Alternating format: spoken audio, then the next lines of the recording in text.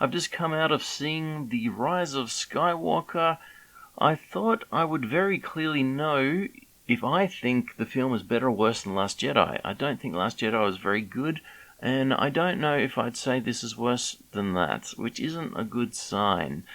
The movie has got a lot of problems, but to be fair to the movie, there were quite a few things that were good in the movie. There's quite a few entertaining parts.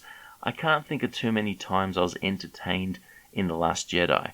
So overall, yeah, I think this film is better than The Last Jedi because there are parts of the film that are good. Now, to summarize what's wrong with the movie, well, it really just begins with Palpatine. Okay, first of all, Palpatine shouldn't be in it, but what is the explanation the movie gives for Palpatine surviving being thrown down that shaft in Return of the Jedi and then exploding, all that sort of blue business that comes out of him, and then the Death Star exploding, and then the Death Star presumably crashing on Endor? How did he survive through that? We don't know. The film doesn't bother. Doesn't bother telling us, so probably best it doesn't, because any explanation would be pathetic, but it does not address it at all. I think at one point in time, when someone threatens Palpatine, he says something like, I died before, as if, I can die and I'll be fine, but I can't even remember where in the film it was. I think I've actually forgotten half of the movie.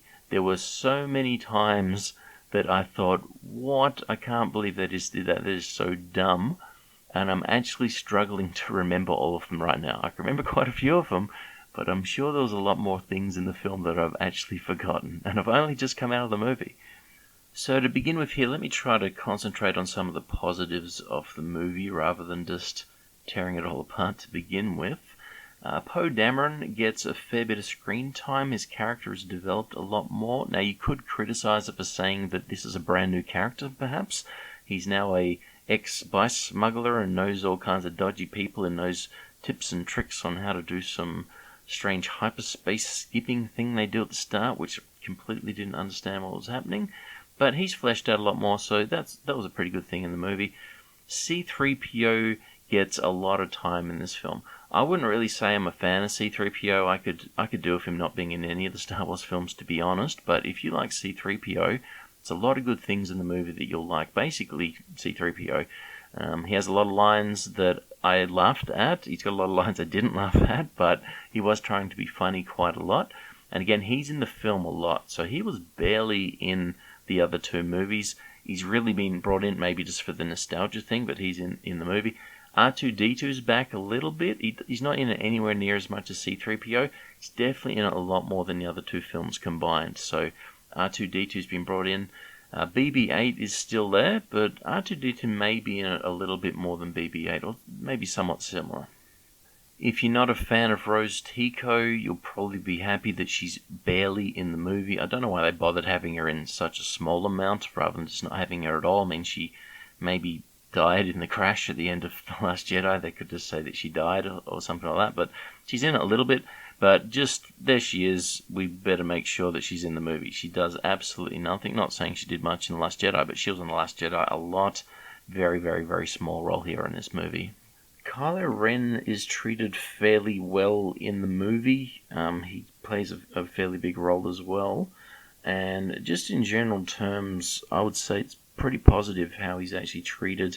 He does have quite a few duels or challenges of the Force with Rey. And I would say that he wins most of them, or he basically gets what he wants in them. He doesn't actually want to necessarily kill Rey. And he is basically beating her now, which is kind of strange since she's kind of beat him in the last two movies to suddenly have Kylo somehow be a bit more powerful than her. But I thought that was a bit better than where it really should have went, and that is that Rey would just easily defeat him every time because, she's already done that in the past and now she's been doing a little bit of training. I'm sure there were more positive things than that. I just can't remember any right now off the top of my head. I'm sure there were, but I guess let's get to some of the negatives. Where shall we start? There is a ridiculous amount of Force power on display. To explain any of it will be spoilers, and in no particular part of the movie because it's all over the place, so be warned. Rey tries to stop a transporter from fleeing. Chewbacca gets captured, he gets put in this transporter, and she uses her force power to stop it. It's a big transporter, we've not really seen an object this big before be stopped by anyone with the force, and especially it's flying at the time, it's not stationary. Kylo Ren then rocks up, and he decides he'll use the power on it as well. So they then have a force battle over who can control this big transporter. Is absolutely ridiculous. People in the audience were groaning. The general audience response was really bad. I was surprised. There were a couple of people dressed up. There was someone dressed up as Chewbacca. There was a couple other people who looked like they had Jedi robes on. But generally, I was pretty surprised that people weren't really excited. There was one bit that looked like a lot of people really liked. There was a lot of laughing going on as well.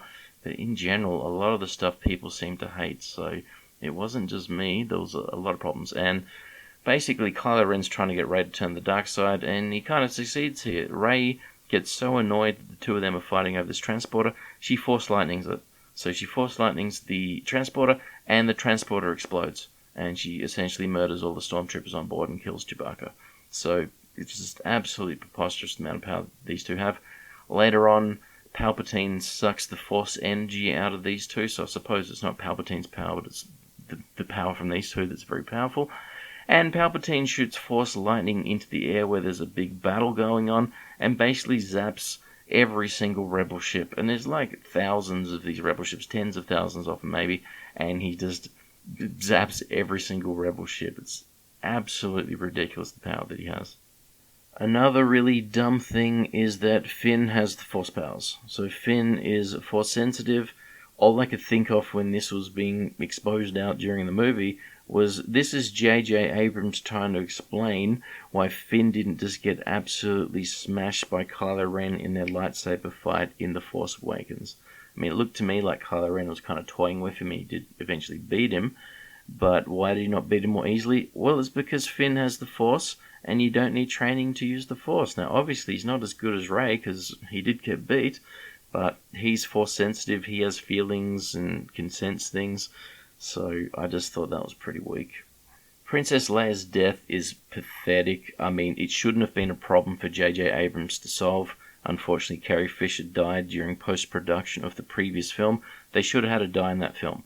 The fact that Rian Johnson and I suppose Kathleen Kennedy just went, whatever, that's a problem for the next film to handle, that the actress has died, it's just really, really, really weak from Lucasfilm. But anyway, what happens here? Pathetic. There would have to be any number of ways to have her death be actually better than what they do. So near as I can tell, she dies the same way as Luke died in The Last Jedi. So Luke did a force projection and sort of fought Kylo Ren without touching him because he can't actually touch stuff when he does his force projection. And then he died after the effort. Well, it seems Princess Leia did pretty much the same thing here. So Kylo Ren is fighting Rey on the Death Star ruins. The scene you would have seen in a lot of the trailers, got the waves crashing around, and Kylo Ren's defeating her. He could have killed her, but he's trying to turn her to the dark side, so he doesn't want to kill her, but he is the better swordsperson. He is, I guess you could say, stronger in the Force than she is now, suddenly, somehow. He hasn't been for 2 movies, but now we've got the bad guys actually stronger than the good person. Better late than never, I suppose. Well, anyway, during this fight, when Rey is completely vulnerable, Princess Leia decides it's time to project herself to go talk to him. So you don't actually see her appear like Luke appeared, but she's essentially doing the same thing, and she says his name, and he kind of freaks out and gets a bit sad. He drops his lightsaber, and Rey picks up his lightsaber and stabs him through the chest with his red lightsaber. So Princess Leia effectively distracts Kylo Ren to allow Rey to kill him. Now, I don't really know if that was her intention, but she dies from the effort. So that kills Princess Leia, that's it. So she projects her thoughts to Ben Solo or to Kylo Ren, and he gets distracted by that and he gets killed. And then Princess Leia dies, and Chewbacca has a bit of a cry over it. A few other people look a bit sad, but there's nothing much to it, and it's so rushed, and again, it's terrible. It's really terrible the way that they did it. So back onto the Force powers, Rey then uses Force Heal to stop Kylo Ren dying. So he's been stabbed through the chest, he's kind of hanging on to life, but he'll be dead pretty soon. She puts her hands on him, she heals him up, and that's him. He has now destroyed Kylo Ren, and he is now Ben Solo. Ben Solo's back. If you saw episode 7 of The Mandalorian, the Baby Yoda used the Force Heal there, so it looks like they're trying to kind of go, look, Baby Yoda doesn't have training, he can heal people. Rey hasn't got training, she can heal people. I guess that's their little explanation for it. Rey then leaves Kylo Ren, steals his spaceship, and Kylo Ren then sees Han Solo. Harrison Ford is back. He's not a Force ghost, it's just explained as it's Kylo Ren's memory, or Ben Solo's memory. So I guess that's acceptable, but we have pretty much the identical scene as to where he got stabbed by Kylo in The Force Awakens, and he's saying, I know what I need to do, but I don't have the strength to do it, and Han Solo says, of course you do, and he picks up his lightsaber and he throws it into the sea, and that's it. And I think Han Solo says something like, you've now destroyed Kylo Ren, something along that lines, and that's it, now he's good. So he's back to the good side. He's not got a lightsaber anymore, a bit of a problem, but he is now one of the good guys. The Holdo maneuver is mentioned. The Holdo maneuver, if you're not familiar with what exactly that is, that's been named after I think it was Vice Admiral Holdo or Admiral Holdo, the lady that had the purple hair in The Last Jedi, the one that's generally called Admiral Social Justice or something like that.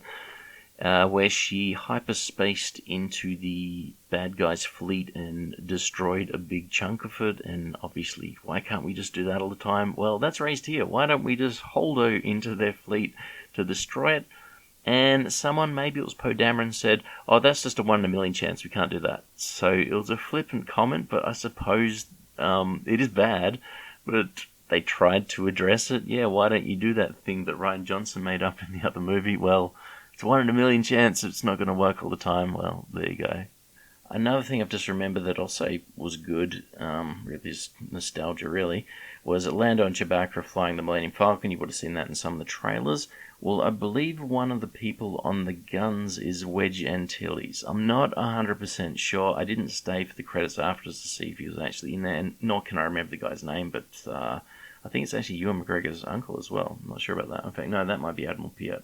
But anyway, it might have been Wedge. It was an old guy, and if it wasn't Wedge, it must be some other guy, I reckon, from the original trilogy. But who would it be other than him? So I reckon Wedge was on one of the guns in the Millennium Falcon. So after Rey stabs Kylo and heals him up, she steals his TIE fighter and she flies away to Arc-2, the planet that Luke was hiding on, that island. She has Luke's lightsaber, she goes to throw it away, and Force Ghost Luke catches it and gives a bit of a pep talk. And she says something like, I just want to hide out here like you, and he says I was wrong. And so it seems like this is the part where J.J. Abrams is trying to fix Luke and repair the damage that was done by Rian Johnson. Too little too late, doesn't really work at that. Anyway, I think she's destroyed the TIE fighter when she gets there, so she can't leave, and she says, I can't leave, I don't have a spaceship. So Luke then raises the X-Wing from the sea. You would have seen it sunk down there in the previous film. And they use the identical music from The Empire Strikes Back, where Yoda is raising, I suppose, the exact same X-Wing, perhaps. So 100% attempt at nostalgia. You've got Force Ghost Luke doing it now instead of Yoda. But exact same music, and it was just weak. It didn't work at all. There was another part where they used the exact same music. When Rey first gets onto the Death Star, she goes to the throne room, Emperor's throne room, and which is the site of where Darth Vader died as well, I suppose. Actually, having said that, no, it isn't. I've actually remembered that wrong. Darth Vader was dragged away, and he tried to get him into a ship at a hangar base. Alright, it's not where Darth Vader died, but when she does get into the throne room, it has the identical music to what we had with the death of Darth Vader, the kind of sad music there where he has his helmet off. So that uses the exact same music when she's on board the Death Star. So the general plot is a mess. I think I've got a fair grasp on what was happening, but it's all over the place. So, in very basic terms, the Emperor announces himself to the galaxy and essentially says, I'm alive, come get me. I'm on Exegol, and no one knows where Exegol is. They don't know how to find Exegol, but there are these two devices you can use to get there, these Sith Wayfinders. Kylo Ren finds one right at the very start, and then the rebels have to track down one of their own so they can go find Palpatine and defeat him. And so Rey remembers the name of the planet Exegol from the Jedi textbooks that she stole before Yoda burnt down the tree in The Last Jedi. And she looks at these books and finds out that Luke was trying to find it, or maybe that's revealed later on. I'm not 100% sure. But anyway, there's a contact on a planet called Pisana that'll be able to help him out to find this stuff. So Pisana is the desert planet you would have seen in the trailers. It is not Tatooine. They go to this planet and they find Lando. So Lando is the contact, and Lando says that him and Luke went searching for this wayfinder to go sort out Palpatine, but they weren't able to actually find it. Now, what's not clear is how long has Paul Lando been sitting on this planet for? Because Luke's been in hiding for a little bit. Obviously, sometime before that is where they decided to go track down Palpatine. So, I don't know what's happened here, but Lando might have been sitting 30 years on this desert planet by himself. I'm not sure. Anyway, they get Lando to take them to the spaceship that was owned by the guy that seemingly knows how to get there. And so Lando takes them out to where this guy's spaceship was, because they're going to do a more thorough search than what he and Luke did. Kind of crazy. On the way there, they kind of get stuck in some quicksand stuff. They fall through the ground. There's a big snake thing that Rey ends up healing. It's the first time you see her healing powers.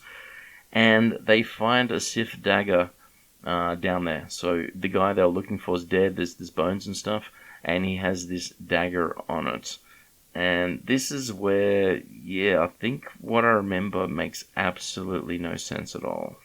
So this Sith dagger has Sith writings on it that describe where the location of the Wayfinder is. Now, C-3PO can interpret the Sith writings, but his programming won't allow him to tell anyone what it means. So he's read it, and he says, I can't tell you what it means, and they got to basically go wipe out his memory and reprogramming, and that's where you see him in the trailers with the red eyes.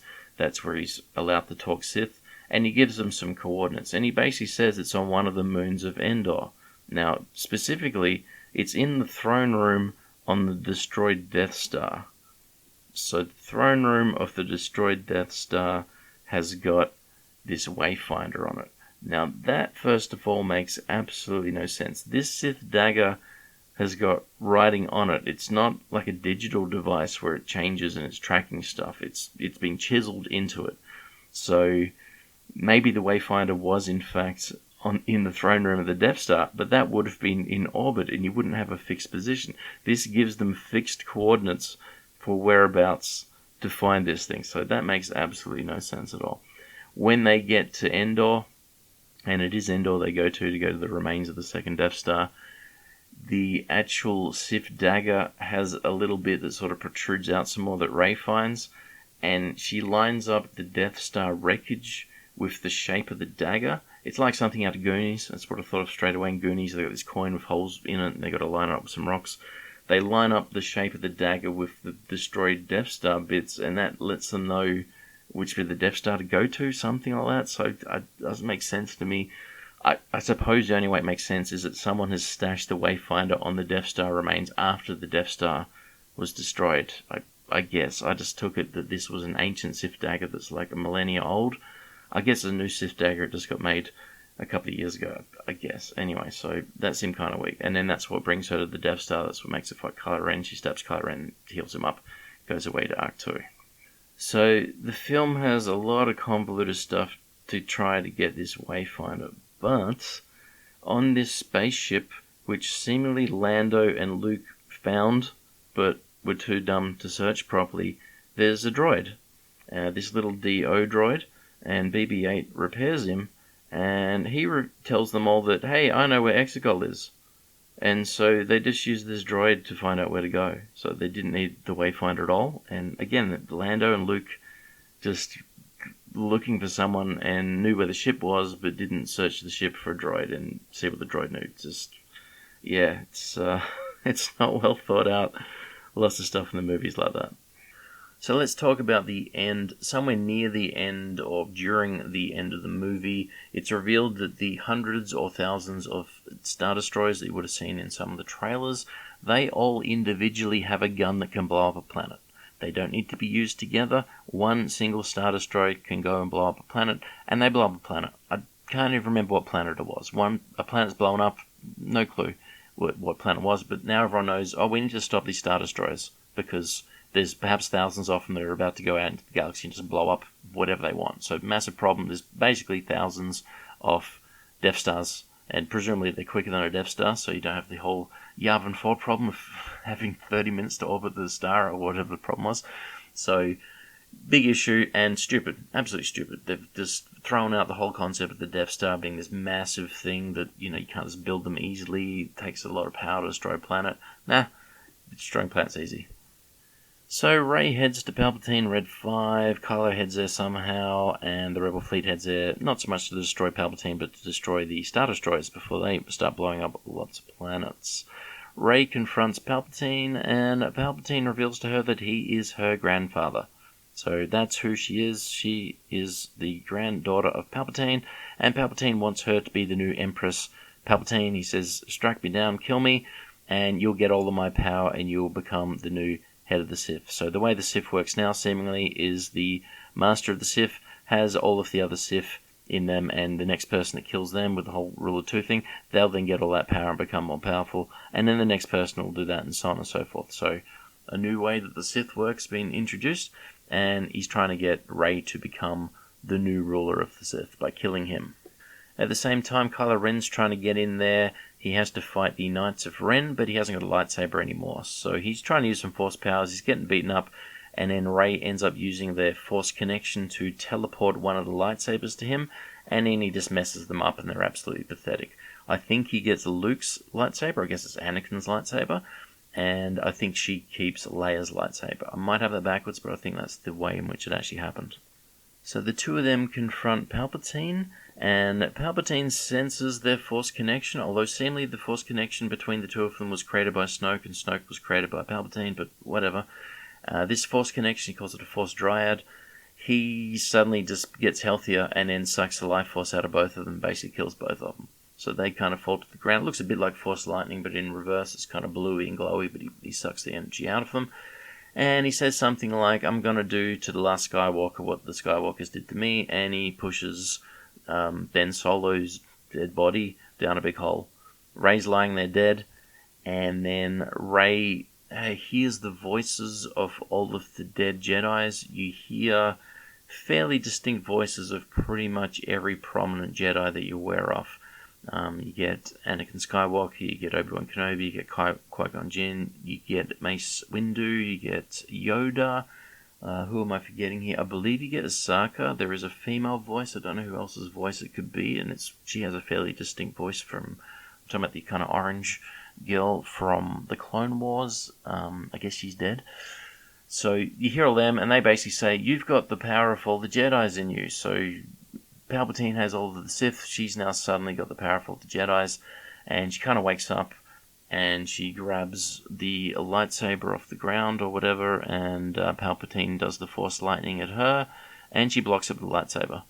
And there's probably a bit of talk between Palpatine, doing a bit of gloating or whatever, and she then grabs the second lightsaber off the ground, puts him in a cross sort of pattern. I suppose is that similar to what Mace Windu did in Revenge of the Sith? I can't remember, but anyway, she walks towards him like that, and the Force Lightning is turned back upon him, and he basically looks like what happened to the Nazis at the end of not Temple of Doom, what was the other one? Indiana Jones and that is a good question. Raiders of the Lost Ark. So they all kind of melt away. Palpatine melts down and he explodes. Now, is he dead? Well, I don't know. He kind of blew up before, but anyway, he's kind of blown up here as well. Bang, Palpatine's gone, and yeah, the reaction from the audience was the same as mine. Like, what, really? Is this what we're getting? It was weak, and there was no real build-up, and you didn't really care. Well, I didn't really care, let me say. So, that's it. And then Rey, I guess, collapses from the effort of holding two lightsabers. I'm not really sure, but I think she then dies. So I think, the effort kills her, and then Rey's dead. And then we see a hand appear from the hole that someone was thrown down, and we see that Kylo Ren, he's not dead, and he's pulling himself back out, or should I say Ben Solo, and he sees dead Rey, and he's not happy. So he's kind of hugging her, he looks pretty upset, and then he decides it's time for him to do a bit of Force heal. So he brings her back from the dead, presumably she is dead. He uses his life force to bring her back. She then grabs his hand. They have a little kiss, which the Reylo shipping people will be happy with. And there were quite a bit of people in the audience when I saw it happy. They liked it. Now, I think I might be mistaking anger and disgust with happiness. It is hard to tell, but I think they were quite happy that this had happened, and there was a lot of movement. There wasn't clapping as such, and there wasn't cheering, but it was nearly there. There was nearly cheering going on for a lot of people when they kissed, so a lot of people like it. He then dies. So he killed himself to save himself, and he then disappears and, I suppose, becomes a Force ghost. And at the same time, for reasons, all of the Empire ships, and I guess the First Order ships, they just start kind of smoking up and collapsing. I'm not even sure what happened there. I would have said it was just the ships at Exegol, but we get a scene at Cloud City because, nostalgia, and some sort of ship is there at Cloud City. It's just kind of burning up and falling down, and there's a few other ships elsewhere. We get a view of Endor, and we see a couple of Ewoks. I think they got mostly groans from the audience, but there's some Ewoks kind of celebrating, and that's basically the end of the movie. All of the enemies magically die this time, so unlike in Return of the Jedi, where the Emperor's dead, the Death Star's gone, but there's still a lot of Imperial people out there that have to get sorted out. It looks like all the bad guys are magically dead now, so the Force has just blown them all up. The galaxy is safe. Pathetic. Just a pathetic ending. Really, really pathetic that happened. And so, just lastly, I've remembered a bad thing in the movie I forgot. And there are more things. We get the scene that was in the trailers where they get the space donkeys that ride on top of one of the Star Destroyers. Yeah, that happens. So the space donkeys are there. It's silly. But because it was in the trailers, it sort of blunted it a bit again for me that I went, okay, I expected it to be here. It is here, but it is what it is. But essentially what they do here, the Rebel fleet, and they drop some people down on one of the Star Destroyers. This Star Destroyer has got the way out of this bad area space. So this Star Destroyer has the navigation information, and so if this Star Destroyer is destroyed, then all of the other Star Destroyers won't be able to leave. And so that's the general plan. They need to board this ship to blow up the ship. Don't know why they can't blow it up from, the spaceships, but anyway, they want to get on the ship with space horses to blow it up, and I think they turn one of its guns on itself. Either that, or they brought a big gun with them. I don't think they did though, so I think they actually get one of the turrets from the Star Destroyer and turn it around and shoot at the Star Destroyer with its own gun. But completely unneeded, because everyone magically dies when the Emperor died. I guess all of the bad people in the galaxy die, I think, so they really didn't need to do that at all, but they did do it. And it was terrible. Space donkeys on the Star Destroyer. And so that just leaves the little conclusion at the end. For some reason, Rey travels to Tatooine. Don't know why, don't know where it was even mentioned for her, but she goes to Tatooine. She goes to the Lars homestead. We get to see that it's kind of filled in a little bit with sand, but it's the same place. She finds a bit of junk on the ground, and she uses it as a sled to go down into the hole that makes up the Last Homestead. Again, it's kind of filled with sand, with a little callback to The Force Awakens, where she used the sled after she was looting the gear off the destroyed Star Destroyers. And she gets Luke's lightsaber and Leia's lightsaber, wraps them up in a bundle, and buries them. And then we see that she's constructed her own lightsaber. It's got a black hilt, and it has an orange or a yellow blade. And some old lady comes up to her with some kind of Tatooine camel, and she says, "Haven't seen anyone around here in a long time. Who are you? What's your name?" And she says, "Rey." And she says, "What's your last name?" And Rey looks behind her and sees Luke and Leia's Force ghosts, and she says, "Rey Skywalker." So that is the rise of Skywalker. I suppose she's Rey Skywalker. That got a really bad reaction from the audience as well. So it wasn't just me, but a lot of people were thinking there's some problems with the film. And there are. The film has serious problems. I've highlighted a lot here. I've talked for a while. There's a lot more than this. As I did say at the start, there are some good things in the movie. Again, that probably makes it better than The Last Jedi. But I have highlighted a lot of things wrong with the movie, so maybe it's not better than The Last Jedi, I don't know. I'll sleep on it and see what I think. But definitely a lot of problems with this film. It is problem-riddled. So if you've gotten this far through it, well, thank you very much for listening, and I'll catch you next time.